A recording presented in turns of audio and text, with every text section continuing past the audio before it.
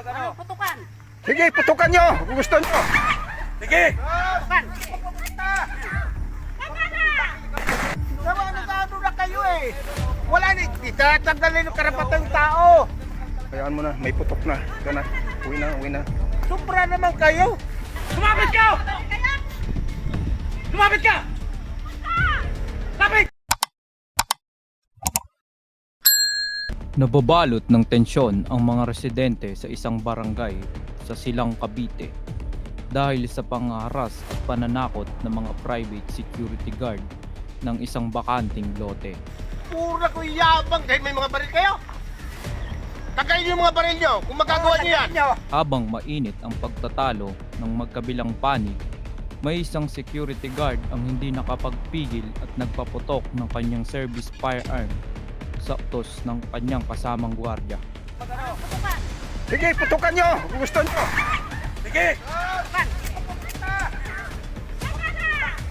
At ang matindi pa ay may isang gwardiya na pinasok na ang lote ng mga residente kahit siya ay trespassing at nakipagtalo sa mga residente at galit na pinalalapit sa kanya ang mga residente at tila walang kinatatakutan ang mga private security guard dahil nananakit na ang mga ito ng residente at tila hindi takot sa munisipyo at mga pulis ng Silang PNP.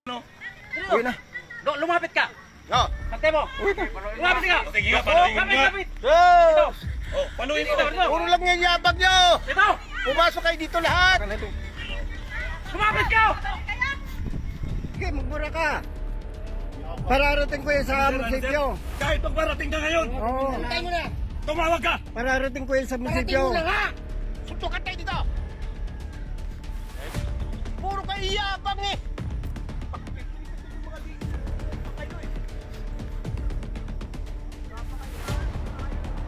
Opisyal ka. Hindi mo alam kung anong ginagawa mo. Ito'y karapatan namin.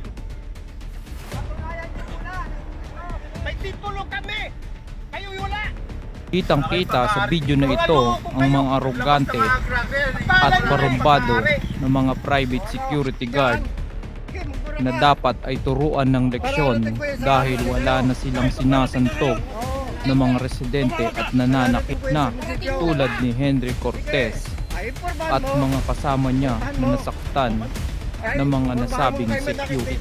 At nang makarating sa kaalaman ni Silang Vice Mayor at dating PNP Region 4A Director Edward Carranza ang pambubuli at pananakit sa mga residente, ay kaagad itong nagtungo sa barangay Ilang-Ilang kung saan nangyari ang insidente. At ito, panoorin ninyo kung paano sabunin at lekturan ni Retired General Edward Carranza ang mga kolokoy na private security guard. Ako, lumigar lang. But as a retired general, hindi ko gusto yung maraming pisiga sa sila. Hindi dumadaan sa protocol. Ang protocol, sila bago mag-checkpoint, bawal na sila mag-checkpoint ng biglang maglalagay instant and set yung crime. Ganun din, sa inyo. Ha? Pondo ng pag ito, ginasusan ng gobyerno iyo. Pera na ng gobyerno to, so this becomes automatic ipapos natin. Diba kaya? Parang hindi tayo nagkakagulo kasi taga-silang ako eh. Ito kung binubulin yung mga kababayan ko. Okay, I want this a warning to you. Do not set a checkpoint for public road. Okay? Yes, sir. Tigil nyo na yung pagbubuli dito. I-secure nyo lupa, huwag yung tao ang babantayan. Okay? Galang nyo yung mga karapatan ng tao namin, mga kababayan ko. Hindi ako nang binubuli sila, ayoko nang sinisigawan sila. Kasi ako, nasa ano, ayoko din ng gwardiya, binubuli ng mayayaman.